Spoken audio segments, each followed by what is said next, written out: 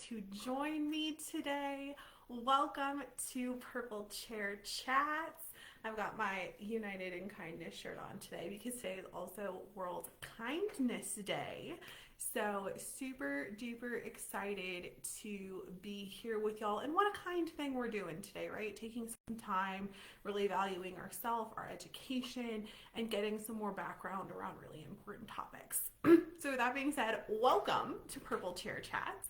If you're not familiar, this is a series of live videos where Jana's campaign staff works to instill knowledge, skills, and values that are so necessary to prevent gender and relationship violence. And we do this by taking a closer look at some subtopics within the issues. That way we can really get a rich and beautiful conversation.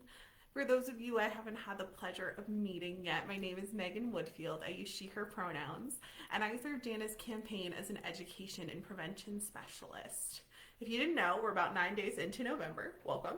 And November is Native American Heritage Month. So here at Jana's campaign, we wanted to honor that by focusing this month's Purple Chair Chat specifically on gender-based violence and how it impacts Indigenous peoples.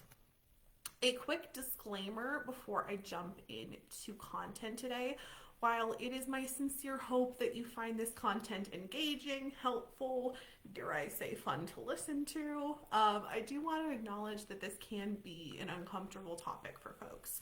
Sometimes that's good, right? It helps us to grow, helps us to expand our horizons, but specifically if you have or are currently experiencing violence, I really encourage you to do kind of like a gut check if now is going to be the best time for you to engage, knowing that there could be some feelings of activation that come up. Take what you need to feel safe. Know that I will be sharing resources at the end of this. And then also once I'm no longer like on live, there'll be resources in the comments and the description, all of that good stuff. But just want to make sure that everyone's taking good care of themselves in their quest for more education. Also, as an additional disclaimer, I myself am not of Indigenous descent, and I am in no way attempting to speak on behalf of or insert my opinion into a culture which I don't belong to. That is not what today is about. All the information for today was gathered through resources, organizations, and articles that are specific to Indigenous peoples. And it is my hope that I can use this platform and the work that we do as Jana's campaign to help amplify those voices. Folks who have been doing prevention work for quite some time now. So that's part of why we're going to be sharing all of the links to articles that were put together for this and a bunch of really great culturally specific resources. That way we can get folks in touch with those who are really doing the work, who have that background. And again, we are not claiming to be experts on Indigenous peoples, but I've had a lot of fun being able to do some more research into this subtopic and enhance my own knowledge. So excited to share with y'all what we've gathered. So starting off into some background, because I never want to assume that someone jumping on knows all of the details. Gender and relationship violence can take a lot of different forms, right? We see emotional-based violence, sexual violence, physical violence, but all of these types of violence, the root and drive behind them is really power and control. So the person who is engaging in those unhealthy and abusive behaviors is doing so because they want to get the other party or parties that are kind of involved with them to do whatever they're hoping that they do. So naturally, when we're talking about the connection between this public health issue of gender and relationship violence and its connection with Indigenous peoples, we do see a lot of those same root causes that are present. Indigenous peoples in the United States are mainly Native American, Alaskan Natives, and Hawaiian Native peoples. There are over 567 officially recognized tribal entities, some of which include, but are definitely not all-encompassing, Cherokee, Navajo Nation, the Blackfeet tribe, and Choctaw, just to name a couple. The current and historical efforts to oppress and displace Native peoples in the United States has really increased the rates at which we see violence occurring, And not only that, it's also impacted the types of violence that we find in those specific communities. Rates of violence specific for Native folks is well above the national average. And even with that, we know that most of what we have reporting wise is underreported, right? So that really paints a picture. On top of that, in addition to not having access to just general resources in the same way that us non-Indigenous folks do, they're also really lacking in culturally specific resources. Native folks have a lot of beautiful history and background to what forms their hearts and their values with what they're doing, and we're really not seeing that represented in support services as much as we need to, given the 567 entities that exist. On top of this, due to the prevalence of violence that has been historic within these communities, their youth are facing PTSD or post-traumatic stress disorder symptoms at over 3 times the national average. So even just from the little bit that we've already talked up to this point, we're kind of realizing that Indigenous people are experiencing violence, and they find themselves at this really terrible intersection of the power-based personal violence that they're experiencing, but also the systematic oppression that has been impacting their communities for generations. Now, I don't want us to get too bogged down in this. There are really fantastic organizations like the Indigenous Women's Resource Center, the International Work Group for Indigenous Affairs, and StrongHearts that are working to better and help in these situations, and I'll talk about those a little bit more later on. Also, if you hear growling, my dog is around. I'm hoping that he stays calm for all of this. So when we're talking about gender-based violence and oh my goodness, Vera, go. Sorry. When we're talking about gender-based violence, it can look similar to cases that we see with non-Native peoples naturally, with red flag behaviors like isolation, intimidation, emotional and financial abuse, minimizing impact of harm, and using children being very, very prevalent in what we're seeing. However, again, due to that importance of culture, history, and family within the values of Indigenous peoples, we also see folks really twisting that belief system in order to benefit the abuse that they're trying to see forward.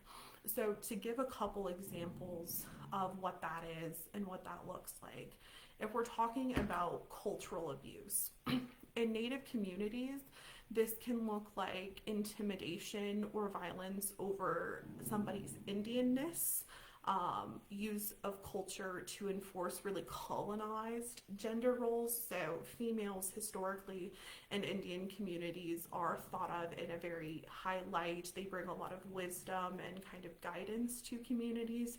So sometimes that'll get twisted. Abusive partners may also use really hurtful and harmful stereotypes, such as Indians are drunk, Indians are lazy. They might tell someone that they're not allowed to drum, dance, sing, fast, or otherwise participate in some of those very important traditions. Additionally, within that, we can also see spiritual abuse as something that is specific within this community. Which, if you're not familiar, spiritual abuse is essentially just using someone's spirituality or religion as a tactic or control mechanism in order to cause harm. So again, within this specific context, this can look like someone using prayer or praying against you, telling you that your prayers or your beliefs really hold no purpose or value, trying to use spiritual or tribal beliefs in a misrepresenting way in order to force you to do something that you don't want to do. Or an abusive partner may also tell you that you cannot attend ceremony or visit some sacred places. And then the last thing that I want to talk about in our kind of background section before I get into some statistics to really help ground us, and then of course prevention and resources, is the missing and murdered Indigenous women and Indigenous peoples crisis. And I do want to give a disclaimer, this is very abridged. This topic in and of itself could be a purple chair chat. So again, really encouraging you after the live has ended and I have time to go in and plug some of those resources to really look through those if you're wanting to get more in-depth information because there's a lot of really, really rich resources, information, and research on this topic. Jumping back in. So for decades, Native American, Alaskan Natives, and Hawaiian Native communities have struggled with high rates of assault, abduction, and murder of women. Community advocates describe this process or describe this crisis is really a legacy of generations of government policies that have kind of forced their way into tribal communities. And so if you're not familiar, we have our United States-based laws, but then within tribal communities, they also have sets of laws and regulations that they use. And so there's been a lot of interference between those two systems. Of course, forced removal, land seizures, and really just horrendous violence that's been inflicted on Native peoples for as long as we have been on the continent. Although available data is limited, the number of missing and murdered American Indian and Alaskan Native women, the lack of diligent and adequate federal response, it's all really, really alarming, especially to Indigenous women, tribal governments, and communities, because again, there's some things that they can do within their own work structures, but we really have to be working with a lot of different folks in order to see this move forward in the way that we want it to. Also, on some reservations, Indian women are being murdered at more than 10 times the national average. And again, grounding that in, this is underreported, this is just what we've kind of been able to find. In 2017, there was a survey done entitled Human Trafficking, Investigations into Indian Country or Involving Native Americans and Actions Needed to Better Report on Victims Served. And essentially through that 2017 survey, what they were really able to identify is overall some of the issues in terms of trying to bring down these numbers and trying to help and support folks within these communities is there's a lack of training needed in general. There's been a lack of culturally relevant training for folks who are doing this work. There's a lot of shame and reluctance being put on victims, which is making it harder for them to come forward. And also just in general, a lack of service provider resources, because again, as I mentioned, we have over 500 different tribal entities that are recognized, and when we get into some of the statistics, I'll point out the amount of resources that are allocated specifically for them, and it's not anywhere near what we would want it to be. So now jumping into those statistics, and again, with all of this, I find it really important to be citing my sources. So for everything I'm going to talk about statistics-wise, this comes from the National Institute of Justice's research report from May of 2016, entitled Violence Against American Indian and Alaskan Native Men and Women, the 2010 findings from the National Intimate Partner and Sexual Violence Survey. And then there was also an intersection of domestic violence and homelessness assessment done in 2017 through a safe housing partnership. So this is where I've kind of found all of these pieces. Sorry. So more than 4 in 5 American Indians and Alaskan Native women, so about 84%, have experienced violence throughout their lifetime. And to break this down further, 56.1 have experienced sexual violence, 55.5% have experienced violence specifically by an intimate partner, 48.8% have experienced stalking, and 66.4% have experienced psychological aggression by an intimate partner. The impact of violence among American Indian and Alaskan Native victims, when we're talking about like over the course of a lifetime, we see 66.5% of women and 26% of men having a strong concern for their safety as something that's been very prevalent for them. 41.3% of women and 20.3% of men who will be physically injured. 40.5% of women and 9.7% of men having to miss days of work or days of school because of what perpetrators did. So maybe that is due to mental health reasons, that might be to go to court, to go to doctor's appointments, but in general, having to miss very core things that they need to do. 49% of women and 19% of men needing some sort of support services because of what a perpetrator did, with the most common of those services being medical care, where 38% of female victims and 9% of male victims needing those. And then one of the last chunks for statistics, and both in cases of Indigenous communities and in general, there is a tie between those who experience domestic violence or other forms of gender and relationship violence and suffering from homelessness or housing insecurity. So the next set of statistics are going to focus specifically on that. There is only about 38% of those who were surveyed who report that they were able to access necessary medical services, such as a shelter, legal assistance, medical assistance, and that is specifically for Native women. I mentioned earlier during our chat that there are 576 federally recognized tribes. We have 50 Native domestic violence shelters nationwide. So nowhere in the ballpark. 50% of the homeless 50% of the homeless population identifies domestic violence as one of the primary causes for their housing insecurity. We see 22 to 57% of women who are homeless report that specifically domestic violence was the immediate cause of their homelessness. In other cases, it could be one of multiple factors, but definitely something that's still weighing in there very heavily. 92% of homeless women in general have experienced severe physical or sexual violence at some point in their lifetime. We see 63% of homeless women having been victims of domestic violence at some point in their lifetime. And 38% of domestic violence victims in general will be homeless at some point. And again, a really important note with all of those, the first statistic I gave was specific to Native women, but in all those more like general categories, we know that for Native women, those numbers are underrepresented. So again, really speaks to the scope in which we are seeing these issues and the lack of available resources to help support them.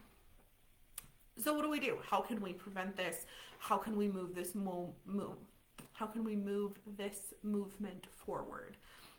First and foremost, in order to prevent this kind of violence, we, speaking to my fellow non-Indigenous people, have to stop turning a blind eye to it just because it doesn't impact us. I really encourage all of you who watch this to take an active step in prevention by amplifying the voices of Indigenous leaders who have been pushing for reform and working towards a better future for decades. The solutions got to involve us. Continue your education on the struggles that Indigenous people are facing and invest in cultural safety for these tribes by educating yourself on their values, decolonizing your viewpoints, especially related to a holiday we have later this month of Thanksgiving, and most importantly, listen. Listen to voices that are different than yours. Listen to understand, and hold accountable the folks who are spreading misinformation specifically just to cause harm. Donate time, energy, and resources to Indigenous causes. And while I know I'm a little bit late on voting because that was earlier this week, when you are voting, pay attention to where candidates stand on issues related to Indigenous affairs. And one piece specifically on cultural safety that I'm going to share out when this video is edited after we're off live is the New York State Coalition Against Domestic Violence actually has a really phenomenal resource on cultural safety, both specifically in the month of November for Thanksgiving, and then also just in general ways that you can help support. So really encourage folks to pay attention to that article and go and read through it because it's a really fantastic resource. So starting to wrap up here, if you or someone you know has experienced gender-based violence, please know that you were supported, you were believed, and there are people who are in the business of helping you. folks like the National Domestic Violence Hotline, which you can reach at 800-799-7233. The National Human Trafficking Hotline, which you can reach at 888-373-7888. The National Sexual Assault Hotline, which can be reached at 800-656-4673.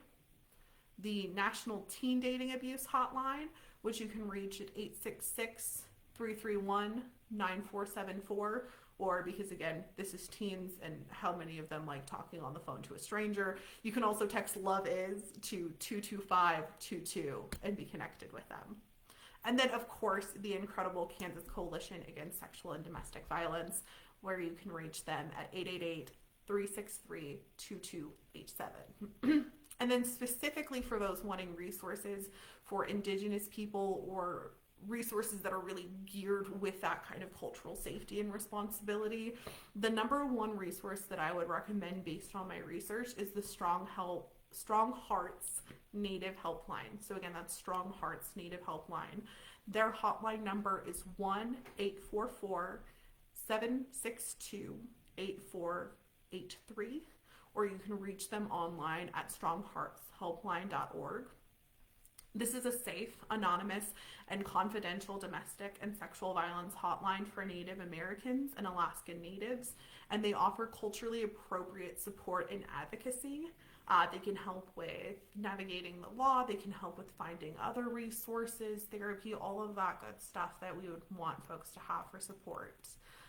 Additionally, other resources that I use to craft this Purple Chair Chat that I think are definitely worth looking into: the National Indigenous Women's Resource Center, which actually partners with StrongHearts in order to get information out. You can get in touch with them at their website, which is www.niwrc.org. The International Work Group for Indigenous Affairs, which you can find at www.iwgia.org. The Indian Law Resource Center, indianlaw.org. I found a lot of really great information kind of explaining some of the back and forth that folks in Indigenous communities have to go through when working through their own like tribal systems, and in addition to our U.S. laws. And then the National Congress of American Indians, which is www.ncai.org. This resource specifically had a lot of information about laws, about legal advocacy that's happening. So if this is a cause that's really important to you and you're wanting to push forward change, I would really encourage you looking out into that one. And as always, if you are watching this and I did not cover a resource that is specific to you, or you are struggling to find who your local advocates are, please know that you can always reach out to us at Jana's Campaign and we can help get you in touch with the right folks, okay? Well, friends, this was a longer chat, which I thought it would be. So I really appreciate those of you who have been on with me this whole time, for those of you who are watching the replay all the way through, and really investing in this important information. If you enjoyed this, you're in luck. We're going to have another one of these next month. So our Purple Chair Chat for December will be on December 7th. And I'm really excited for this one because I will actually have a special guest joining me. I'll have Aniston Weber, who's a campus advocate for options, jumping on a Purple Chair Chat with me. And we're going to discuss safety planning, really break down what that is, ways that we can set ourselves up for success, and also why it's such an important thing to do. So really excited for that one. Again, that's going to be December 7th, same place wherever you can access Facebook, and that'll be happening at noon. So with that being said, thank you so much for spending some time with me this afternoon. I hope that you enjoyed this Purple Chair Chat, and I look forward to seeing you in the next one. Bye, y'all.